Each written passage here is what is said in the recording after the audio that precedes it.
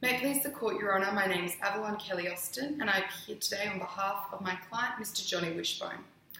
Your Honour, I wish to appeal the evidence obtained for the prosecution by the police regarding my client's 106 charges of breaking and entering.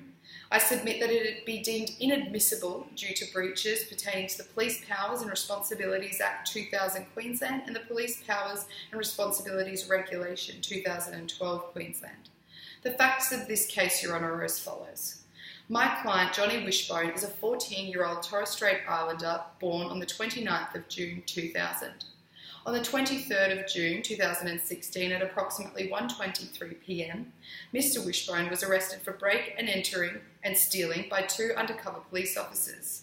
Mr Wishbone was escorted to an unmarked police car and was driven around the neighbourhood in which he was arrested, whilst the police officers pointed out residents that had been broken into, asking my client if he had stolen from these properties. On the facts, my client admitted to committing these acts to the officers at the time. However, Your Honour, this was not recorded. There is no support person present for my client during that time, and he was not informed of his rights, Your Honour. Mr Wishbone was then driven by the police officers to the police station, where an unknown individual, who was later identified as a social worker, was allocated to him to act as the support person.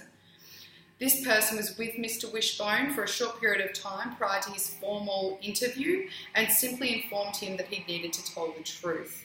Your Honour, on behalf of my client, I will submit to the Court the concerns regarding a number of pertinent sections of law that need to be taken into consideration in this case.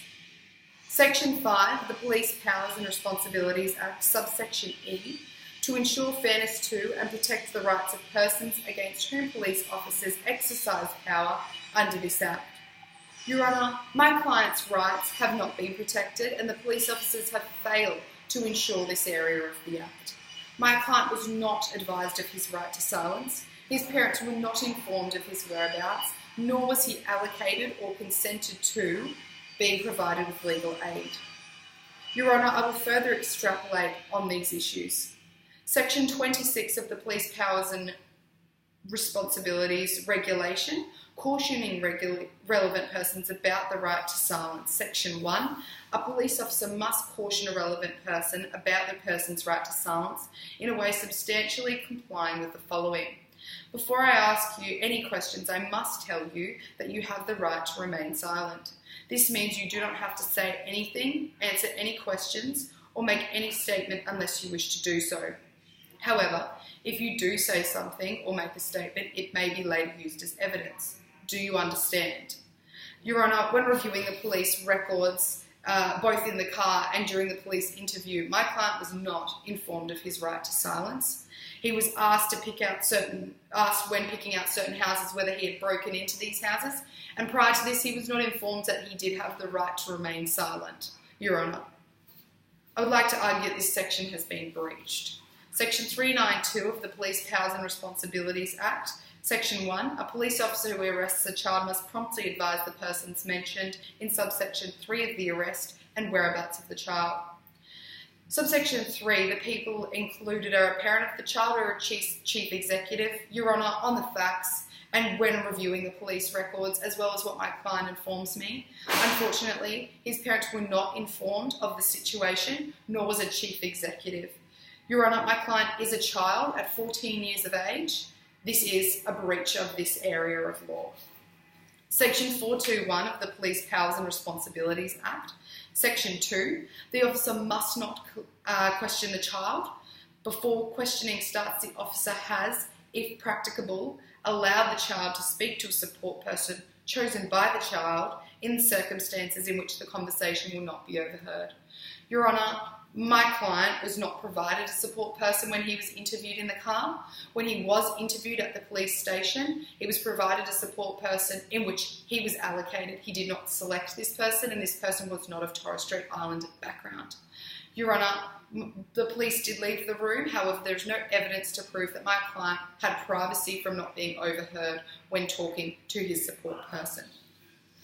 Your Honour, Section 25 of the Police Powers and Responsibilities Regulation, Section 1, a police officer who is about to question a relevant person the police officer reasonably suspects is an Aboriginal or Torres Strait Islander must first ask questions necessary to establish the person's level of education and understanding.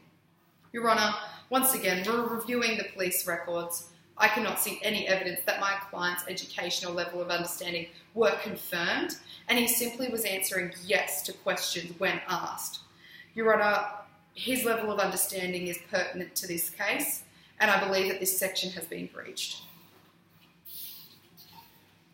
Your Honour, regarding Section 130 of the Evidence Act 1997, you, as the court, have the power of rejection of evidence in criminal proceedings. Nothing in this Act derogates from the power of the court in a criminal proceeding to exclude evidence if the court is satisfied that it would be unfair to the person charged to admit that evidence. Your Honour, I refer to the case of Bunning and Cross, the High Court case, which acknowledged that the court has the discretion to exclude evidence on the ground for public policy reasons. Look, Your Honour, this includes evidence that is illegally obtained.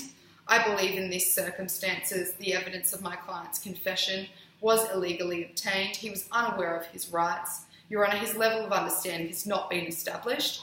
And not only that, he was uninformed of any legal responsibilities or rights that he had, and he was deprived of a legal aid or support person of his choice.